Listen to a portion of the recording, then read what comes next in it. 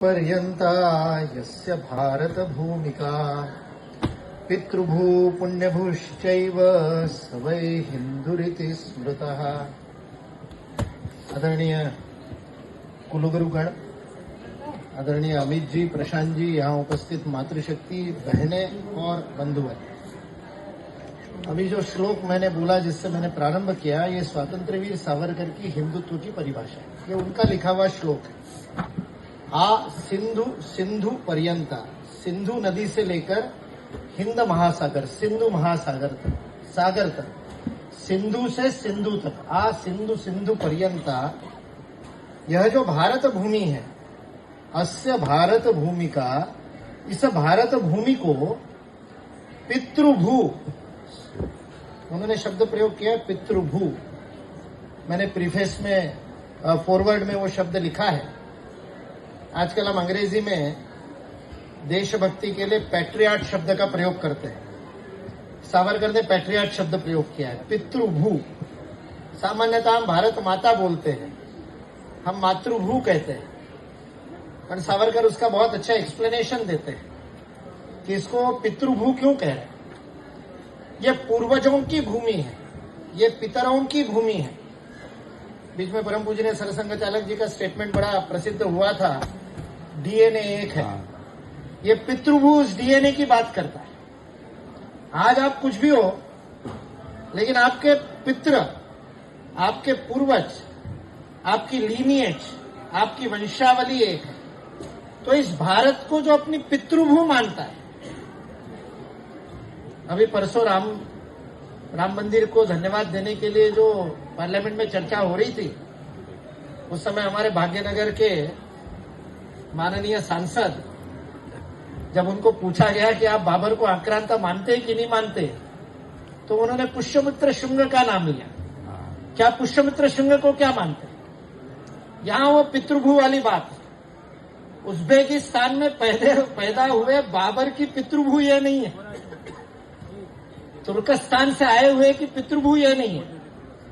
इसलिए आक्रांता और अपने देश में एक दूसरे से लड़ने वाले, इसका फर्क भेद हमको करना पड़ेगा। तो सावरकर वो पितृभू और पुण्यभू दूसरा महत्वपूर्ण शब्द कहते हैं। इस भारत को जो अपनी पितृभू मानता है, अपना वंश यहां का है ये जो मानता है, और इसको जो पुण्यभू मानता है। स्वामी विवेकानंद का लाहौर में दिए गए भाषण का बड़ा प्रसिद्ध वक्तव्य है। स्वामी जी लाहौर में भाषण देते समय हिंदू धर्म के सामान्य आधार नाम से वो पुस्तक छपी है, रामकृष्ण मठ में 10 रुपए में मिलती है। अगर नहीं पढ़ी हो तो खास करके इन युवाओं को अवश्य पढ़नी चाहिए। उस पुस्तक, उस भाषण के प्रारंभ में स्वामी विवेकानंद कहते हैं, 84 लाख योनियों में घूमने के बाद मनुष्य जन्म मिलता है, ऐसा भागवत कहता है। अति दुर्लभ मानव तन पावा, यह मनुष्य का देह अत्यंत दुर्लभ है, अनेक जन्मों में पुण्य इकट्ठा करने के बाद मिलता है। स्वामी विवेकानंद कहते हैं, ये भागवत कहता है, व्यास महर्षि कहते हैं, मैं विवेकानंद कहता हूं, जो उनकी स्टाइल थी, मैं विवेकानंद कहता हूं, जब ये पुण्याई दुगनी होती है, डबल होती है, 2 गुना होती है, तब भारत में जन्म मिलता है। 1 गुना पुण्याई से मनुष्य जन्म, 2 गुना पुण्याई से भारत में जन्म। यह पुण्यभू का ये अर्थ है। यदि आपके मन में यह भाव है कि मैं इस धरती पर जन्म हुआ तो अनेक जन्मों में पुण्य इकट्ठा किए, इसलिए भारत में जन्म हुआ। स्वामी विवेकानंद का आगे का वाक्य है, विश्व की प्रत्येक जीवात्मा को अंततो गत्वा मुक्ति के लिए मेरी ही पुण्य भूमि, मातृभूमि भारत में जन्म लेना पड़ेगा, उसके बिना मुक्ति संभव नहीं। ये जिसका जिसका विश्वास है, वो किसी भी देवता को मानता हो, किसी भी देवता की उपासना करता हो या ना करता हो, नास्तिक हो। सावरकर तो बहुत बड़े अर्थ में नास्तिक थे। वो नास्तिकता होते हुए भी वो हिंदू है, यदि वो पितृभू और पुण्यभू ये दोनों मानता है। अमित जी ने कहा, विदेशों में मेरे भाषण सुनने वगैरह में विदेश जाता नहीं, मैंने पासपोर्ट भी नहीं बनाया, क्योंकि जब 8वीं में था तब ये विवेकानंद का वाक्य सुना था, मैंने पढ़ा था और वो अंदर हृदय में चला गया। इतने डबल पुण्याई से भारत में जन्म मिला है, पाप थोड़ी किया है जो विदेश जाएंगे। तो इसलिए जब विवेकानंद इंटरनेशनल फाउंडेशन का सेक्रेटरी था, तब रोज प्रसंग आता था दोवाल जी डायरेक्टर थे, मैं सेक्रेटरी था। दोवाल जी कहते थे इटली में कॉन्फ्रेंस है, तुमको ही जाना चाहिए। अब उनको मना तो नहीं कर सकते, मैं बहाना बनाता था, उस दिन कन्याकुमारी में बैठक है, यहाँ बैठक है। 3 साल टालता रहा और मैं अभी तक तो सिद्ध हुआ है कि कुछ पाप नहीं किया, इसलिए विदेश में जाना नहीं पड़ा। पितृभू पुण्यभू का यह अर्थ है, यह हिंदुत्व की सावरकरी परिभाषा है, यह राष्ट्रीयता की परिभाषा है, यह धर्म की परिभाषा नहीं, यह उपासना पद्धति की परिभाषा नहीं है, यह राष्ट्रत्व की परिभाषा। यहां बैठे बैठे मैं देख रहा था, नरेंद्र जी के संपादन की स्वत्व जागरण श्रृंखला का बोर्ड, वहां पोस्टर लगा है। ये स्वत्व, ये सावरकर का मूल विषय है। पहले उन्होंने हिंदुत्व की बात नहीं की थी, पहले वो स्वदेशी की बात करते थे, स्वराज्य की बात करते थे, स्वभाषा की बात करते थे। सावरकर बहुत बड़े भाषाविद थे। आज हम सामान्य रूप से जिन शब्दों का प्रयोग करते हैं, उनमें से अनेक हिंदी भाषा को, भारतीय भाषा को अनेक शब्द सावरकर की देन है। आज किसी भी नगर के मेयर को महापौर कहते हैं, सामान्य शब्द है। महापौर शब्द के जनक सावरकर है। उससे पहले मेयर के लिए शब्द नहीं था हिंदी भाषा, सावरकर ने शब्द दिया। आज सारे देश में जितने हमारे देश, मिलिंद आइए आइए, देश के लिए बलिदान करने वाले जितने बलिदानी वीरों के स्मारक हैं, उन स्मारकों को नाम हुतात्मा स्मारक है। आइए मिलिंद। नेशनल बुक ट्रस्ट के आदरणीय चेयरमैन मिलिंद मराठी जी हमारे बीच में हैं। तो ये हुतात्मा शब्द नहीं था। हम सब लोग ये सामान्य रूप से शहीद शब्द प्रयोग करते हैं। सावरकर ने कहा शहीद एक सांप्रदायिक, एक मजहबी शब्द है। शहीद शब्द का अर्थ देश के लिए बलिदान होना नहीं होता है। जो जिहाद में अपनी धर्मांधता के चलते अपना जीवन देने के लिए तैयार होता है, वह फिदायीन शहीद होता है। तो भगत सिंह को शहीद करना भगत सिंह का सम्मान है कि अपमान है? तो सावरकर ने केवल ऑब्जेक्शन नहीं दिया, शब्द दिया। वो भाषाविद है, उन्होंने शब्द दिया, उन्होंने अद्भुत भाषा शुद्धि की, वर्णमाला की शुद्धि। सावरकर स्वभाषा, स्वदेशी और स्वराज्य, इस त्रयी को मान करके स्वाधीनता आंदोलन में काम कर रहे थे। इस बात को मानते हुए लंदन में काम किया। इसलिए विश्व के क्रांतिकारियों के साथ उनका बड़ा करीबी संबंध था। फ्रांस, जर्मनी, रशिया में क्रांति करने वाले क्रांतिकारियों के साथ में उनकी अद्भुत एकत्व की स्थिति थी। अद्भुत नेटवर्किंग उन्होंने किया। उस सावरकर में हिंदुत्व शब्द कहां से आया, हिंदुत्व की प्रेरणा कहां से आई? वो अंडमान में थे, बड़े कष्ट भुगते हैं। सावरकर के ऊपर आक्षेप लेने वालों को एक दिन सूखी रोटी जिसको चबाने से मसूड़े छिल जाए और इस कारण से उस सूखी रोटी के टुकड़े और पानी में टुकड़े करके और भिगो करके रख करके फिर खानी पड़े, एक दिन खा करके देख ले, फिर सावरकर पर आक्षेप ले। अंडमान में कोल्हू में बैल की जगह मनुष्य को लगा करके दिन भर में 250 औंस तेल निकालने के लिए नारियल को पीसने का काम आधा घंटा करके देख ले। ट्रेडमिल टेस्ट में 5 मिनट ट्रेडमिल नहीं चलाने वाले सावरकर की बात करते हैं कि सावरकर ने माफी मांगी थी। उन मूर्खों को क्या बात करें? ऐसे कष्टों के बीच में कविता लिख रहे, पत्थर पर कविता लिख रहे, और वो कविता छापने के लिए किताब वाले नहीं है तो स्मरण में रख रहे, और उसको स्मरण में रख करके वापस आने के बाद रत्नागिरी में बैठ करके पूरी कविता वापस लिख रहे। महाकाव्य कमला और ऐसे अनेक काव्य। ऐसा सावरकर का व्यक्तित्व बहुआयामी है। वहां अंडमान में बैठे बैठे जब खबरें आती थी महीने महीने भर बाद पानी के जहाज से, तब जब उनको खिलाफत आंदोलन की खबर मिली, तब ये पितृभू पुण्यभू वाला प्रश्न मन में आया कि तुर्की के खलीफा को अंग्रेजों द्वारा हटाने के लिए भारत में आंदोलन क्यों हो रहा है?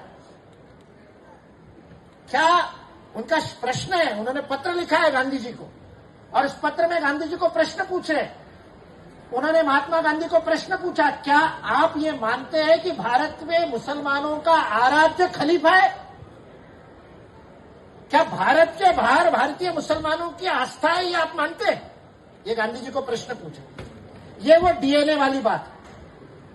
पितृभू आप मानते हो कि नहीं मानते हो, मजहब आपका कुछ भी हो, और तुर्की के खलीफा के हटाने के विरुद्ध खिलाफत का आंदोलन होता है और उस आंदोलन में मोपला में दंगे होते हैं, आंदोलन अंग्रेजों के विरुद्ध।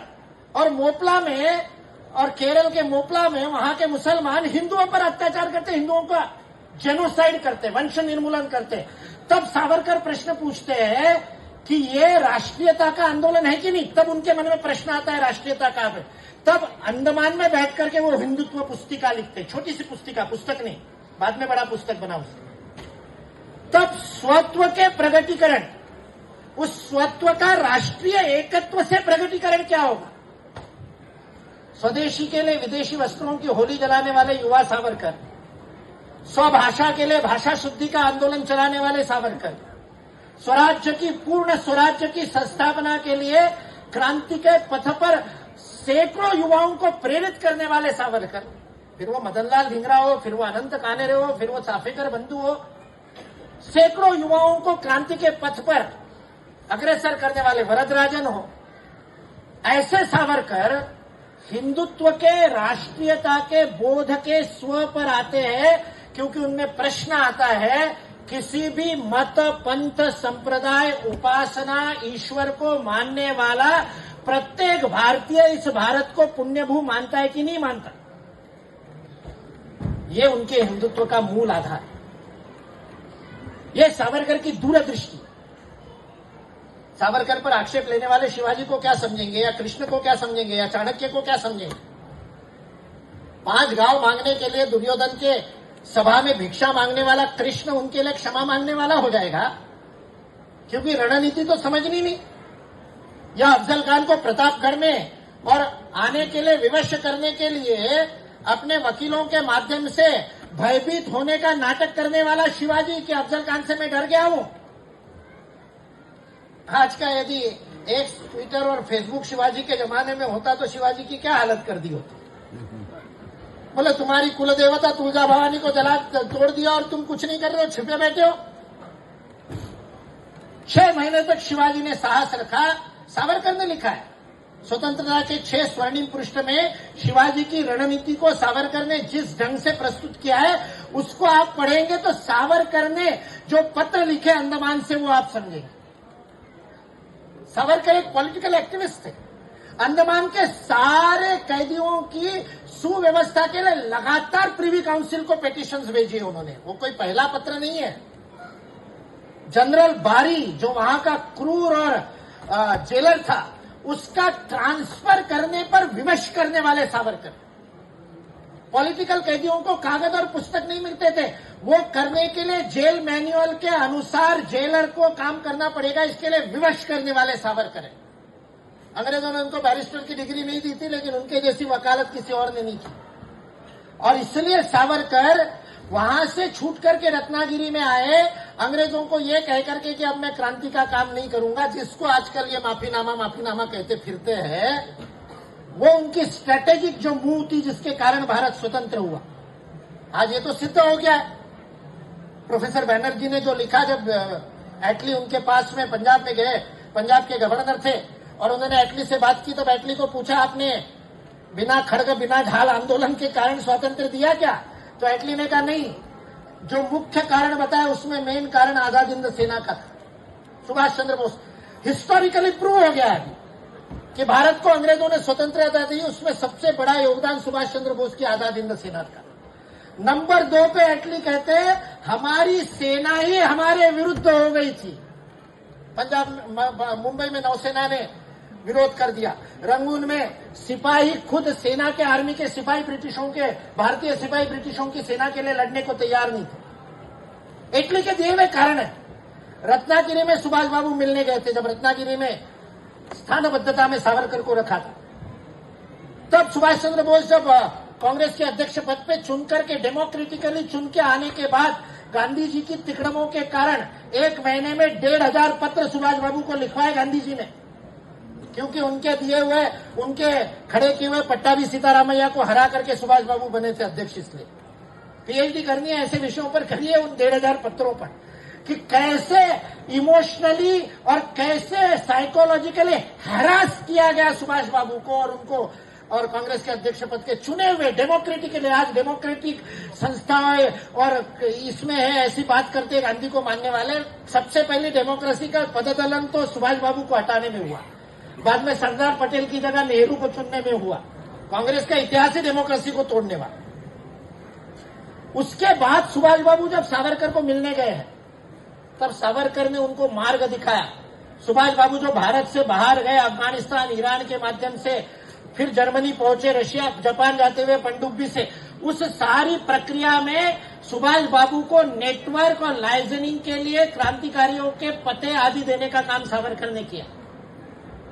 धनंजय कीर ने सावरकर की बहुत अद्भुत जीवनी लिखी। उन्होंने गांधी जी की भी जीवनी लिखी और अंबेडकर जी की भी जीवनी लिखी। उसमें इन तीनों के आपसी के पत्राचार का भी बड़ा अद्भुत उल्लेख है। मैं 1998 में जब लॉ कॉलेज में पढ़ता था, 1988 में लॉ कॉलेज में पढ़ते समय मैंने पहला एक प्रबंध इस विषय पर लिया था, डॉक्टर बाबा साहेब अम्बेडकर के मतांतरण पर सावरकर के विचार। और उस समय इस सारे पत्राचार का मैंने अध्ययन किया था कि अम्बेडकर के साथ जब अम्बेडकर ने कहा 1936 में भी कि हिंदू पैदा हुआ लेकिन हिंदू मरूंगा नहीं, उसके बाद सावरकर और गांधी ने कैसे अम्बेडकर के साथ पत्राचार किया, बहुत अद्भुत है। उसी में सुभाष बाबू के साथ जो योजना बनी, सुभाष बाबू को कहा तुम भारत से बाहर जाओ और सेना की स्थापना करो। ब्रिटिशों के जो विरोधी है, द्वितीय महायुद्ध के बादल मंडरा रहे थे, ब्रिटिशों का विरोध करने वाले जितने लोग हैं उनको इकट्ठा करो, वहां से सहयोग लेकर के सेना बनाओ, और तुम्हारी सेना जब बाहर से भारत पर आक्रमण करेगी, तब सावरकर ने सुभाष बाबू से योजना बनने के बाद अंग्रेजों को पत्र लिखा कि मुझे रत्नागिरी की स्थानबद्धता से मुक्त किया जाए, आपके द्वितीय महायुद्ध के लिए आपको सेना चाहिए, मैं पूरे भारत में घूम करके भारतीय युवाओं को सेना में और प्रविष्ट होने के लिए प्रेरित करूंगा। सावरकर ने पूरे भारत को, और अद्भुत वक्ता थे सावरकर, मुर्दे में जान डाल दे ऐसा वक्तृत्व था। उन्होंने भारत के युवाओं को कहा सेना में जाओ। जब डॉक्टर मुंजे ने उनको पूछा, जिन्होंने सैनिक स्कूल की नासिक में स्थापना की, डॉक्टर मुंजे ने सावरकर को पूछा ये आप क्या कर रहे हो, ब्रिटिश सेना में भारतीयों को और हिंदुओं को क्यों जाने के लिए कह रहे हो? तो सावरकर ने कहा रोलेट एक्ट से इन्होंने हमारे हाथ से शस्त्र छीन लिए थे, लाठी पकड़ना भी जिन्होंने अंग्रेजों ने और कानूनी रूप से बंद कर दिया था, अपराध बना दिया था, वही अंग्रेज आज आपके हाथ में बंदूक दे रहे हैं। हमारे युवाओं को सेना में जाकर के बंदूक पकड़ने दो, इतनी बुद्धि तो उनमें है कि कब निशाना किधर करना है। सावरकर की योजना थी जब आजाद हिंद सेना आक्रमण करेगी तब ब्रिटिश जो भारतीय सेना भेजेंगे वो सावरकर की सेना होगी, दोनों मिलकर के भारत को स्वतंत्र करेंगे, और वही भारत की स्वतंत्रता का सच्चा इतिहास। ये इटली के ब्रिटिश पार्लियामेंट में दिए गए भाषण के 3 कारणों में से 2 कारण यही है, आजाद हिंद सेना और भारतीय सेना पर नियंत्रण न होना। यह सावरकर की दूरदृष्टि थी, यह सावरकर की चाणक्य नीति थी। जिन मूर्खों को समझ में नहीं आती वो सावरकर को कुछ भी कहे, उनसे हमको कोई आक्षेप नहीं, पर इस युवा पीढ़ी को सावरकर समझनी चाहिए, क्योंकि 75 वर्ष स्वाधीनता के बाद भी स्वतंत्रता आई क्या नहीं, यह प्रश्न आज पूछना पड़ता है। स्व के अधीन तो हो गए पर स्व का तंत्र नहीं आया। अभी अमित जी बता रहे थे कि बलबीर पुंज जी की पुस्तक जो ट्राइस्ट विथ वो अयोध्या जो पुस्तक है किताब वाले प्रकाशन की, इंडिया इंटरनेशनल सेंटर में उसके ऊपर बुक डिस्कशन, पैनल डिस्कशन देखने के लिए बहुत पत्राचार हुआ, और अंत में मना कर दिया आईआईसी ने 2024 में कि it's a controversial book. Ram मंदिर कॉन्ट्रोवर्शियल है आज भी। ये स्वाधीन भारत की दासता भरी मानसिकता है आज भी। यहां दिल्ली में, लुटेंस के दिल्ली में खुद को इंटेलेक्चुअल मानने वालों का क्लब, देशद्रोहियों का क्लब आज भी राम मंदिर नहीं स्वीकार करता। तब सावरकर का स्वत्व, जो हिंदुत्व इस देश का राष्ट्रीयत्व है, वो महत्वपूर्ण हो जाता है कि उसका अध्ययन हम करें। इसलिए आप सबसे अनुरोध है कि इस पुस्तक को उस परिप्रेक्ष्य में पढ़ें। ऐसे बिंदु सावरकर के जीवन के, सावरकर बहुत बड़े योगी थे। उन्होंने प्रायोपवेशन करके और अपने मृत्यु को स्वीकार किया। ये वही समय है उन्होंने इसी माघ मास में प्रायोपवेशन शुरू किया था। 26 फरवरी को उनका अंग्रेजी तिथि के अनुसार पुण्य तिथि का दिन है। माघ मास की आज शुक्ल नवमी है। शुक्ल मास, माघ मास का शुक्ल प्रतिपदा के दिन उन्होंने अपने प्राणों को संकलित करना प्रारंभ किया। पूरे शरीर में से प्राण एकत्रित करते हुए नाभि से प्राणों को स्वयं होकर के छोड़ा। इस प्रकार इच्छा मृत्यु का वर्ण करने वाले योगी सावरकर थे। इतने कष्टों से जीवन जीने के बाद अपने आप के ऊपर, और ऐसे जिनका स्वतंत्र भारत में भी अपमान हुआ, गांधी हत्या पे कई दूर दूर तक संबंध न होते हुए भी उनको कई जेल में रखा गया उनके ऊपर, और पूरी तरह से मुकदमा चलाया गया। उस सावरकर को, जिसको स्वतंत्रता के बाद भी सम्मान नहीं मिला, वो बिना किसी के प्रति शिकायत किए अपने पूरी प्राण शक्ति को एकत्रित करके मुक्त हो गए। उनके मुक्ति की गाथा का ये दिन है अभी जो चल रहे हैं। पूर्णिमा के दिन उन्होंने प्रायोपवेशन किया। उस समय 26 तारीख को पूर्णिमा थी।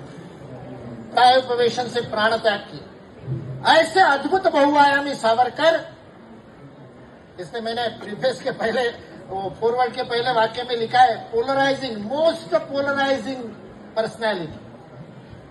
उनके साथ आप मॉडरेटली नहीं काम कर सकते। You cannot be balancing with Savarkar. आप गुड़ी गुड़ी नहीं हो सकते Savarkar. You will have to take a position either for or against. Savarkar compels you. Savarkar आपको मजबूर कर देंगे, विवश कर देंगे, या तो देशभक्त बनो या देशद्रोही बनो, बीच में नहीं रह सकते। ये भी चलेगा वो भी चलेगा वाले सावरकर को पसंद नहीं है। इसलिए जो अपने जीवन में कुछ निर्णायक कुछ कर्म करना चाहते हैं उनको सावरकर को पकड़ना चाहिए। जिनको जैसे तैसे जीवन जीना है वो तो ठीक है, पितृभू पुण्यभू मानते नहीं है, वो चल जाएगा, अपना करियर बन जाएगा, जेब भर जाएगी, ऐसा जीवन जीना है। उनसे प्रार्थना है सावरकर को छुओ भी मत, क्योंकि सावरकर वो अग्नि है जो संकीर्णता को, कलुष को, छोटेपन को जला देगा।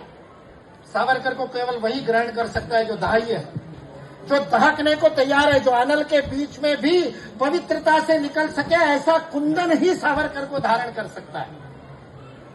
मैंने कहा था कि दुगनी पुण्याई होती है तब, मतलब विवेकानंद को कोट किया था, दुगनी पुण्याई होती है तब भारत में जन्म होता है। आपकी 3 गुना होगी, इसलिए सावरकर सुनने के लिए इकट्ठा हुए हैं। 2 गुना तो पक्की है, भारत में जन्म हुआ। 3 गुना पुण्याई है, इसलिए सावरकर को सुनने के लिए यहाँ एकत्रित हुए।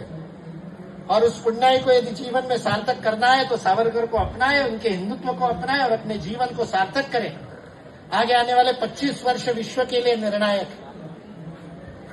सारी मानवता को मानवता का संदेश देने के लिए इस राष्ट्र का जन्म हुआ। भद्रमिच्छन्त ऋषिया, वेद में लिखा है, विश्व के कल्याण की कामना करने वाले, भद्र की इच्छा रखने वाले ऋषियों के तप से दुरग्र अत्यंत उग्र तप किया। ततो राष्ट्रम बलवोजस्व जातम, तब इस राष्ट्र को बल और ओज प्राप्त हुआ। इस भारत का जन्म ही विश्व को चरित्र निर्माण की शिक्षा देने के लिए हुआ है। स्वम स्वम चरित्रं शिक्षेरन पृथिव्याम सर्व मानवा। आज वो अवसर आ गया है जब वसंत पंचमी के दिन और अबू धाबी में हिंदुओं के भव्य मंदिर का उद्घाटन होता है, तब समझ लेना कि युग करवट ले रहा है। आने वाले 25 वर्ष विश्व में भारत के राष्ट्रीय कर्तव्य को पूर्ण करने के वर्ष है।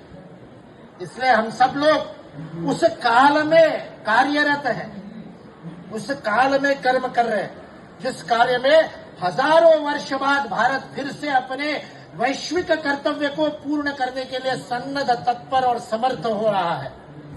ऐसे समय में सावरकर की उपासना हम सब लोगों के लिए सार्थक होगी।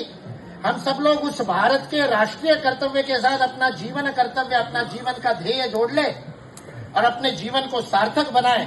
इसी प्रार्थना के साथ प्रशांत जी और अमित जी को बहुत बहुत शुभकामनाएं, बधाई देते हुए और आप सब लोगों से अनुरोध करते हुए कि क्रय करके, खरीद करके पुस्तक पढ़े और उसके ऊपर लिखे और उसका अध्ययन करें, उसके मर्म को जाने और अधिक सावरकर को समझने का प्रयत्न करें। जय हिंद, जय भारत।